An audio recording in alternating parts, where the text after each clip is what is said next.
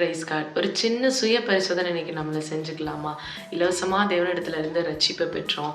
அந்த தேவனுக்காக, அந்த தேவனுடைய ராஜ்யத்திற்காக ஏன் பங்கு எவ்வளோ இருக்குன்னு சொல்லி நம்ம இன்னைக்கு பார்க்கலாமாங்க.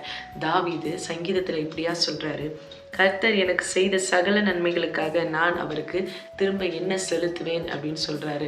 ஆமாங்க, நம்மளுடைய எவ்வளோ நன்மைகள் நம்மளுடைய ஃபேமிலியாக இருக்கட்டும், பிள்ளைகளாக இருக்கட்டும், வேலையாக இருக்கட்டும், இன்னும் நல்ல ஒரு இன்கமாக இருக்கட்டும், ரட்சிப்புக்கு அப்புறம் எவ்வளவோ நன்மைகளை ஆண்டவர் நமக்காக செய்திருக்கிறாரு. ஆமாங்க, நெகேமியா ஒரு பானபாத்திரன்காரன் தான். ஆனால் தேவனுடைய ஜனங்களுக்காக அவர் எருசலேமின் மதில் என்னன்னா மீண்டும் கட்டுற பணியை என்ன செஞ்சாராம், அவர் முன்னின்று நடத்தினாராம். ஆமாங்க, அதே போல நம்மளுக்கும் ஆண்டவர் ஒரு திறமையை கொடுத்துருக்கிறாரு, ஒரு தாளந்தை கொடுத்துருக்கிறாரு. நம்ம என்ன வேலையா செய்திருந்தாலும் சரி, நம்மளுடைய பங்கு தேவ ராஜ்யத்திற்கு ஏதாவது நம்ம செய்கிறோமான்னு சொல்லி நம்ம இன்னைக்கு பார்ப்போமாங்க.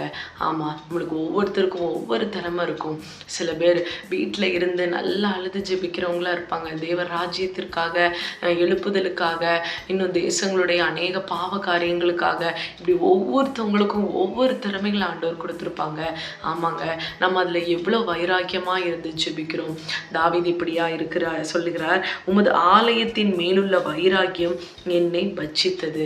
ஆமாங்க, தேவனுடைய ஆலயத்திற்காக, இந்த ராஜ்யத்திற்காக நம்ம எவ்வளவு நேரம் ஒதுக்குறோம். ஆமாங்க, எவ்வளவுதான் வேலையா இருந்தாலும் வாரத்துல ஒரு மணி நேரமாவது நம்ம தேவனுடைய ராஜ்யத்திற்காக நம்ம ஏதாவது செய்வோமா?